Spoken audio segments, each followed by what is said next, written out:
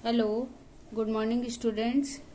कल देखो अपन ने 10th चैप्टर स्टार्ट किया था और उसमें मैंने आपको माइक्रो ऑर्गेनिज्म की डेफिनेशन और उसके कुछ यूजेस बताए थे। अब देखो नेक्स्ट जो इसका यूज है वो chemical, enzyme and other bio active molecule, यानी कि रसायन, एंजाइम और अन्य जैव सक्रिय अणु।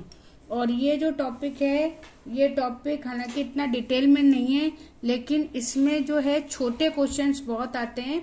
और आपकी बुक में एक टेबल फॉर्म में दिया हुआ है कि कौन कौन से जो माइक्रो ऑर्गेनिज्म है उसको हम कहाँ कहाँ यूज करते हैं। तो मैं जैसे आपको बोलती जा रही हूँ वैसे आप उसको अंडरलाइन करके और याद करना। अब देखो यहाँ पे सबसे पहले है, ये पूरी टेबल दी हुई है तो उसी तरीके से आपको इसको याद करना है। एस्परजिलस नाइगर ये माइक्रोब का नाम है और ये हम कई बार कैटेगरी भी पूछी जाती है। तो ये इसकी अगर कैटेगरी, तो ये क्या है, कवक या फंगस है। और इससे जो प्रोडक्शन होता है वो होता है सिट्रिक एसिड, जो आप केमिस्ट्री वगैरह में यूज करते हो। और इस सिट्रिक एसिड को हम कई जगह यूज करते हैं, जैसे इसको कॉस्मेटिक में यूज किया जाता है और इससे इंक भी बनाई जाती है, इससे कुछ एसेंस वगैरह हैं वो भी बनाए जाते हैं, बिवरेज में भी इसको यूज किया जाता है। तो ये कुछ चीजें हैं और कई बार ऐसे ही क्वेश्चन आते हैं कि जैसे मान लीजिए कि जो एसेंस या जो परफ्यूम वगैरह है उसमें किस एसिड को यूज किया जाता है। तो इस तरीके के क्वेश्चन यहाँ पे आते हैं। फिर सेकंड है, इसमें देखो एसिटोबैक्टर एसिटाई, ये बैक्टीरिया है और इससे एसिटिक एसिड बनता है। और आपको पता है एसिटिक एसिड को हम प्रिजर्वेटिव, यानी कि कोई भी चीज है उसको सुरक्षित, खाने में भी आजकल अपन बहुत विनेगर यूज करते हैं, तो इस तरीके से इसको यूज किया जाता है। फिर इसके बाद में है सैक्रोमाइसिस, इसके कल आप बहुत सारे पढ़ ही चुके हो। ये भी फंगस है, इससे इथेनॉल बनाया जाता है। और इथेनॉल आजकल ये मान के चलिए कि फ्यूचर में इसको हम एक ईंधन के रूप में, जैसे पेट्रोल डीजल आजकल यूज करते हैं, वैसे हम इसको फ्यूल के रूप में यूज करते हैं। और आजकल जैसे कोरोना चल रहा है तो डिसइंफेक्ट के रूप में भी अपन इसको यूज करते हैं। फिर उसके बाद में लैक्टोबैसिलस, जो कि बैक्टीरिया है, ये भी अपन ने दूध दही वाले में देख लिया था। लैक्टिक एसिड इससे बनता है और इससे हम दही बनाते हैं। उसके बाद में जो नेक्स्ट है वो बहुत इंपॉर्टेंट है और कई बार नीट में और आपके 12th के में क्वेश्चन भी आया हुआ है, स्ट्रेप्टोकोकस। ये भी बैक्टीरिया है और इस बैक्टीरिया से स्ट्रेप्टोकाइनेज, ये एंजाइम है जिसको हम यूज करते हैं। और ये जो एंजाइम है, ये एंजाइम हमारे अगर ब्लड वेसल या रक्त वाहिनियों में किसी प्रकार का कोई थक्का होता है, ब्लड का थक्का, तो उसको तोड़ने के काम में आता है। इसको थक्का स्फोटन या क्लॉट बस्टर भी कहते हैं। अब ये थक्का कैसे बनता है, अगर आपको ध्यान हो तो 11th क्लास में मैंने आपको बताया था कि जब हम कभी गिर जाते हैं और गिरने के बाद में हमें ऊपर से कोई चोट नहीं दिखती है, तो और अंदर जो है किसी जो छोटी पतली जो ब्लड वेसल्स होती हैं वो फट जाती हैं, तो वहां पे ब्लीडिंग हो जाती है और वो क्लॉट अंदर बन जाता है। और इसके लिए जब भी कभी अपन गिर जाएं या वैसे भी है तो हल्दी का दूध पिया जाता है। उसका मेन कारण यही है कि अंदर अगर किसी तरह की कोई ब्लीडिंग हुई हो तो वो थक्का वहीं पर खत्म हो जाए। ये थक्का पहुंचते पहुंचते अगर ब्रेन या ऐसी छोटी जगह पहुंच जाता है तो उससे जो है ब्रेन हेमरेज या इस तरह की प्रॉब्लम हो सकती है। तो ऐसी स्थिति में ये स्ट्रेप्टोकाइनेज एंजाइम को यूज किया जाता है और ये इन क्लॉट्स को बस्ट करने का काम करता है। और आपके बुक में मायोकार्डियल इन्फेक्शन, ये भी कई बार आया है कि मायोकार्डियल इन्फेक्शन में, मायोकार्डियल मतलब जो हार्ट से रिलेटेड इन्फेक्शन होते हैं, संक्रमण होते हैं, उसमें कौन सा एंजाइम काम में लेते हैं, तो वो होता है स्ट्रेप्टोकाइनेज। तो इसको जरूर इम्पोर्टेंट करके याद कर लेना। फिर उसके बाद में देखो दिया हुआ है क्लोस्ट्रिडियम ब्यूटाइलिकम, ये भी बैक्टीरिया है और इससे ब्यूटेरिक एसिड बनता है। और इस एसिड को हम यूज करते हैं, यहाँ जैसे लिखा हुआ है prolactin agent inflammatory bowel disease. फ्लेमेंट्री मतलब होता है जो सूजन वगैरह की जो बीमारी होती है उसमें हम इसको बहुत ज्यादा यूज में लेते हैं। तो ये भी यहाँ पे एक इम्पॉर्टेंट हो गया। उसके बाद में देखो फिर आपका है अगला एग्जाम्पल है मोनाकस परफ्यूरम। ये एक तरह का ईस्ट टी है और इससे जो है स्टेटिन, इसको भी इम्पोर्टेंट कर लेना, ये स्टेटिन इससे बनता है। और ये जो स्टेटिन है इसको हम जो हमारे जो ब्लड है उसमें कोलेस्ट्रॉल हो जाता है तो उस कोलेस्ट्रॉल को कम करने के लिए हम यहाँ पे यूज करते हैं। तो ब्लड कोलेस्ट्रॉल लोअरिंग एजेंट है ये। फिर उसके बाद में देखो एक और इम्पोर्टेंट है ट्राइकोडर्मा पॉलीस्पोरम।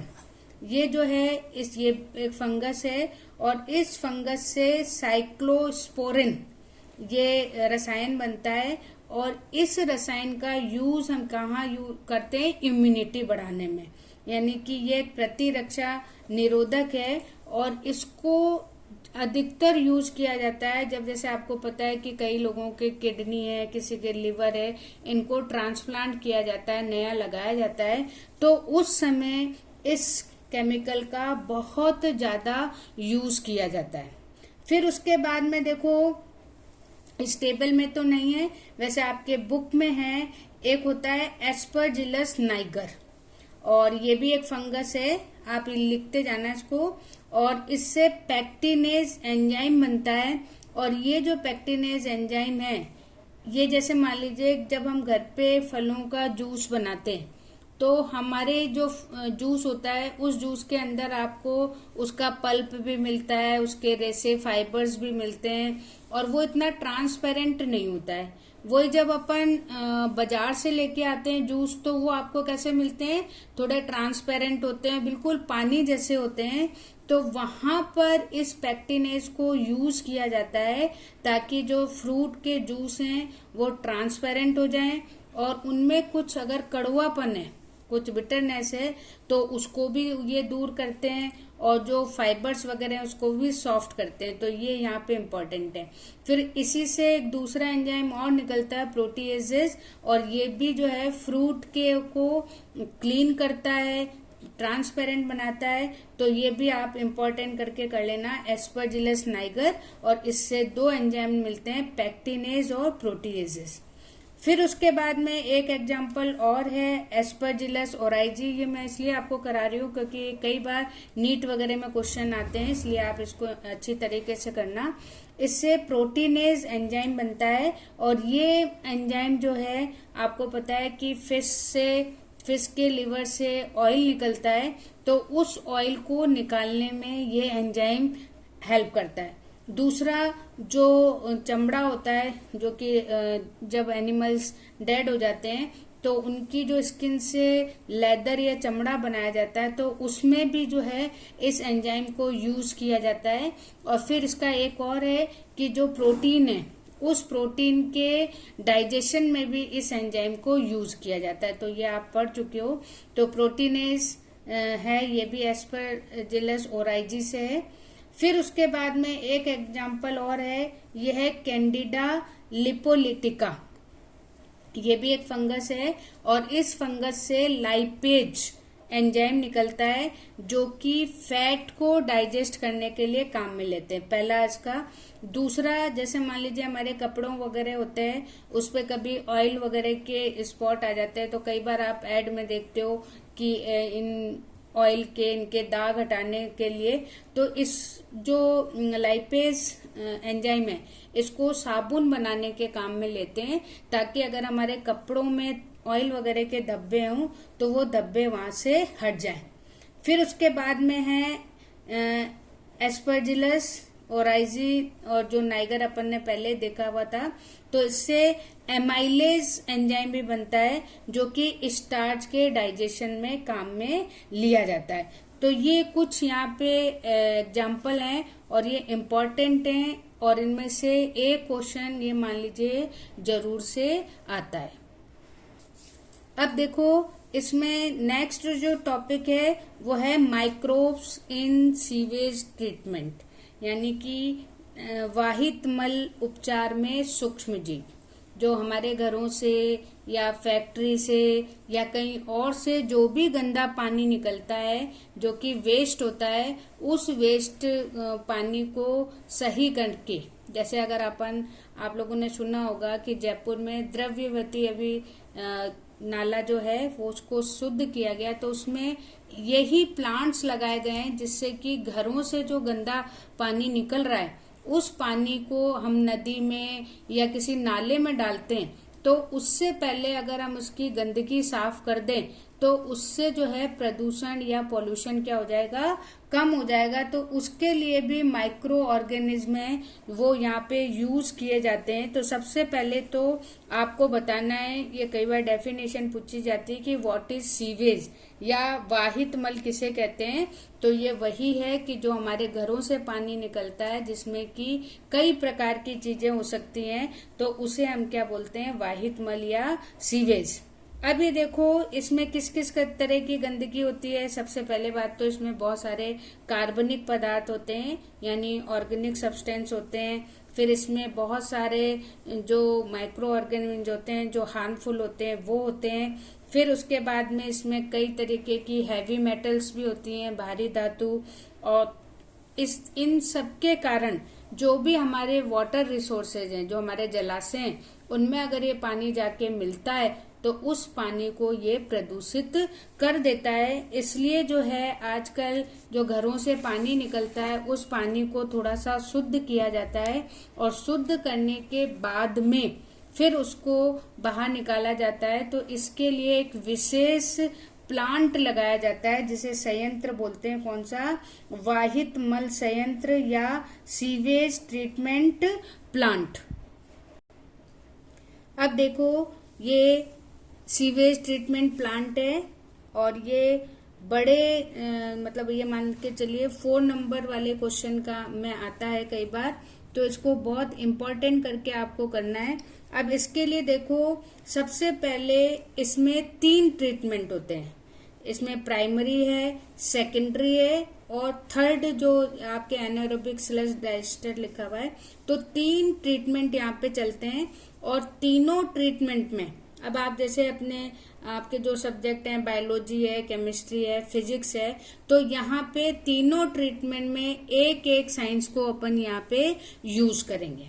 अब देखो सबसे पहला है प्राइमरी ट्रीटमेंट। इस प्राइमरी ट्रीटमेंट को अपन फिजिकल ट्रीटमेंट भी कह सकते हैं। फिजिक्स यहाँ आ गई कि फिजिकल ट्रीटमेंट में हम क्या करते हैं, सबसे पहले जो भी हमारे पास में पानी है उस पानी को हम फिल्टर करते हैं। जैसे मान लीजिए कि मैंने आपको एक गंदा पानी दे दिया तो आप उसको सबसे पहले क्या करोगे, छानोगे। तो निस्यंदन या फिल्ट्रेशन करते हैं और उस फिल्ट्रेशन में आपको पता है कि ऊपर जो भी गंदी चीज है वो आ जाती है, लेकिन उसके अंदर जो चीज घुली हुई है वो वहां पर नहीं आती है। तो उसके लिए अगर हम उस पानी को थोड़ी देर रख दें तो उसमें जो भी थोड़ी भारी चीज होगी, हाई डेंसिटी वाली चीज होगी, वो उसमें नीचे इकट्ठी हो जाएगी। तो इस तरीके से यहाँ हम 2 ट्रीटमेंट या 2 यहाँ स्टेप यूज करते हैं। एक तो करते हैं फिल्ट्रेशन और एक करते हैं सेडिमेंटेशन यानी कि निस्यंदन और अवसादन।